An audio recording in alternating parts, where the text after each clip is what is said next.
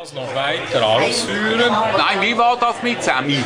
Ja, der Sammy, der hat dann gesagt, dann bilden wir noch eine Arbeitsgruppe. Die wird dann einen detaillierten Bericht ausarbeiten, worauf wir dann vielleicht noch eine Subkommission bilden müssen, damit die dann vielleicht noch bis Ende Jahr die nötigen Maßnahmen in die Wege leiten können.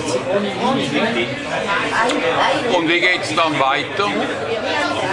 Ja, dann werden wir dann schauen, vielleicht werden wir dann im Frühling noch den umfassenden Bericht der gesamten Kommission, der ganzen parlamentarischen Untersuchungsgruppe vorlegen können, die dann wiederum möglicherweise einen Antrag stellen könnte, damit dann vielleicht noch ein außenstehender Fachmann die ganze Expertise überarbeiten kann.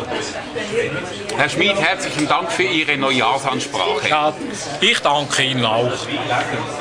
Adieu.